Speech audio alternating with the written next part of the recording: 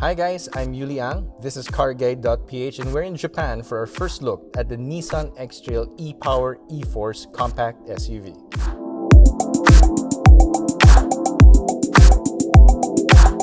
If there's one criticism that you can level against the X-Trail is that it doesn't know what it wants to be. I remember the first generation model, that's the one with the boxy looking exterior and the one with the plastic fenders. So it wanted to be a bit more rugged and all that, and it sort of worked. Filipinos seem to like it, but generally it didn't drive very well.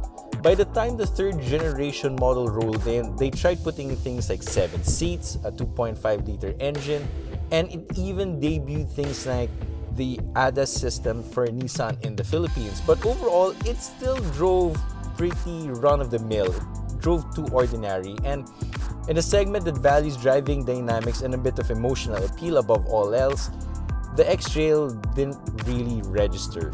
All that is about to change with the all-new model because finally, Nissan was able to integrate its trademark e-Power technology. Now, if that sounds familiar, it's the same one that is inside the kicks. This one, though, makes a lot more power. It uses a stronger electric motor front and back. The front alone makes 204 horsepower. At the back, there's an additional 136 horsepower for a combined output of about 240 horsepower. That's a lot for a compact SUV.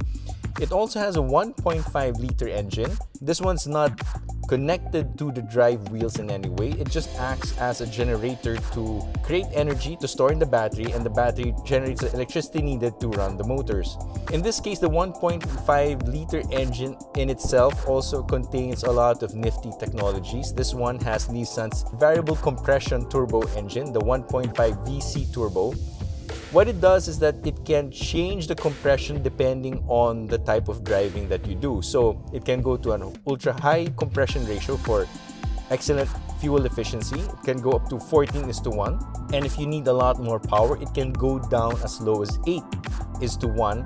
And that would give more boost to the turbo, giving better output. In this case, because it is not integrated to the drive wheels, what it does is that it's able to give the power quickly and charge the battery quicker or put the energy directly straight to the electric motors. In terms of exterior design, the all-new X-Trail is a bit of a looker. What we have here in Japan is actually the updated model. So that one has a new grille, a bit of updates to the bumpers and all that. Generally, it looks more rugged now. It looks less of a generic SUV. It also has things like the chunkier wheels and of course the two-tone roof finish, which is de rigueur nowadays with a lot of compact SUV offerings. And then inside, Nissan has really leveled up in terms of interior execution. Technology is now front and center, and that pretty much dictates what sort of luxury accoutrements that you would have. All digital gauges, the large infotainment display, and of course a level up in terms of build quality, choice of materials and all that. In terms of driving, so far the X-Trail e-Power e-4orce, yes, it's a mouthful to say, but it has performed flawlessly on the Japanese roads. Of course, the Japanese roads are much smoother than they are in the Philippines, but it's more refined, it's comfortable, it's easy to drive, easy to maneuver.